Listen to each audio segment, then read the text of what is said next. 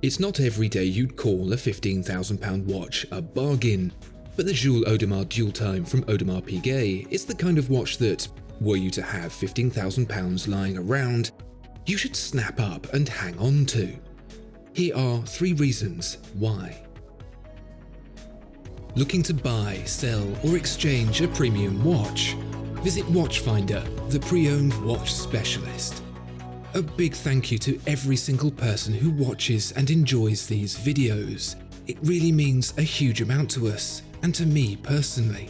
Your subscription would be hugely appreciated. It helps more than you can know.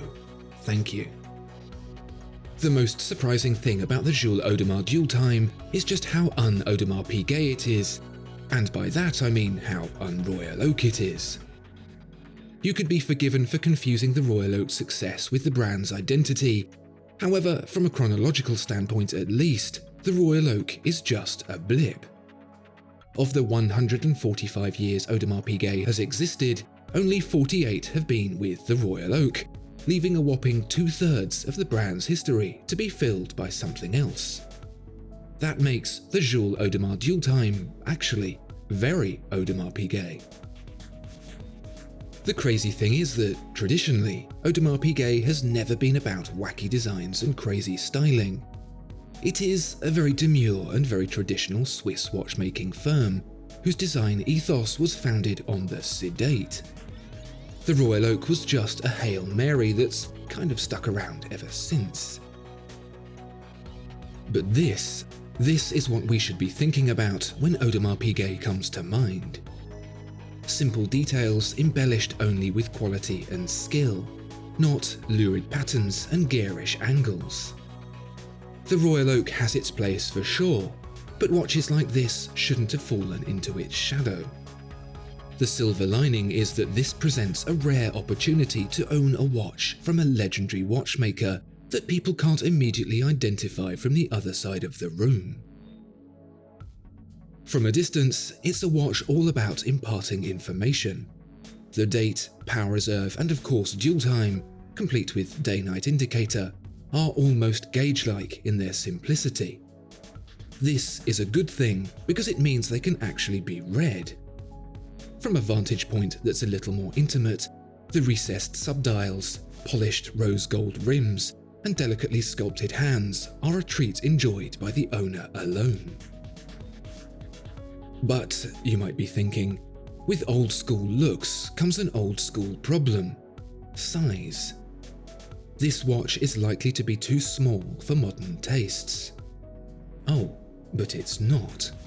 It may look older, but it's actually only got a few years under its belt, and because of that, it's a healthy 41mm across. Beautiful and wearable. The second reason this watch is not one to let slip by is the movement. This is going to be controversial, so bear with me. You might perhaps be thinking that it's a beautiful in-house masterpiece or a hand-skeletonized artwork, but no, you can't even see it. And it's not even exclusively made by Audemars Piguet. Seeing into the back of a watch is a pretty new idea. I very much appreciate it on many watches, but for that true old-school experience, the back's got to be closed off. It's not a supercar engine on display, it's a workhorse, albeit one fashioned in the most luxurious of ways. It's a Rolls-Royce on a Monday morning commute. When it's doing its job right, you simply don't notice it. The movement itself is one you may have seen before in a Jaeger-LeCoultre, and that's because it's a Jaeger-LeCoultre movement. Audemars Piguet calls it the Caliber 2329/2846, but really it's the Jaeger-LeCoultre Caliber 889. Before you groan a big sigh of disappointment, let me tell you why that's just about perfect for an old-school watch like this. In 1989, Audemars Piguet announced its first dual-time watch, one that, although a lot smaller at just 36mm, is very oddly familiar. That's because the Caliber 2229/2845 in it was also based on the Jaeger-LeCoultre Caliber 889. Both contemporary and classic, beautifully finished by Audemars Piguet, no doubt, both following a lineage that has been with the brand since before either watch and even the Royal Oak. Audemars Piguet and Jaeger-LeCoultre have been competing in a friendly rivalry since the early 1900s, challenging each other to build thinner and thinner movements. But what this one-upmanship demonstrated was that the two brands could be better united than standing apart, and so in 1953 they collaborated on the Caliber 803, an ultra-thin movement sturdy enough to actually sell in significant numbers. Fast forward to 1967, and Patek Philippe and Vacheron Constantin joined the pair to develop the ultra-thin automatic Caliber 920, which found a home in the Nautilus, the 222, and of course the Royal Oak. So really, a Jaeger-LeCoultre movement is as right in an Audemars Piguet as pink on a pig. I won't pretend that £15,000 isn't a lot of money. It is. Today, however, it's not a lot of money for a truly high-end wristwatch, it seems, especially in precious metal. The Yachtmaster 40 in rose gold and ceramic, that's £21,900 please sir. The decidedly similar Jaeger-LeCoultre Master Control Geographic in rose gold, £23,300. Even in steel, it's £11,500.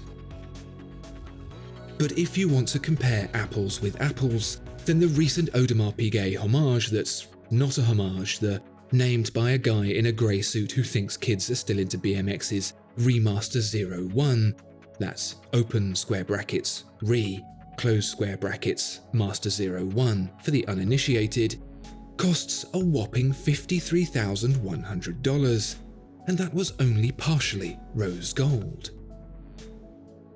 The point is that this Audemars Piguet offers something that's orbiting the vicinity of good value.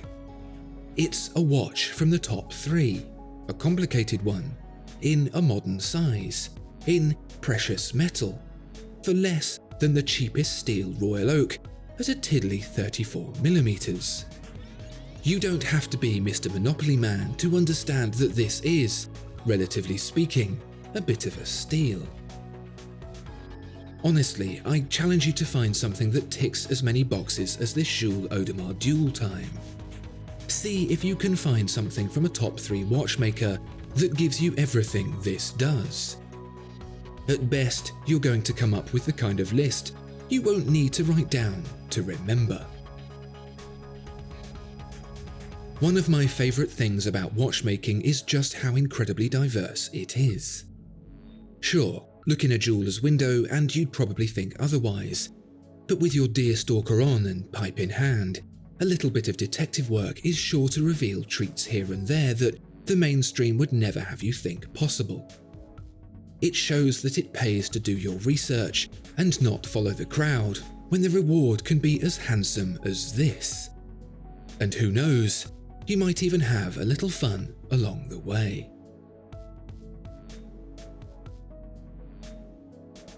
Discover more exceptional watches at Watchfinder. Thank you so much for watching this video. If you enjoyed it, please do consider giving it a like and subscribing to the channel. If there are any watches you'd like to see featured, please let us know in the comments below.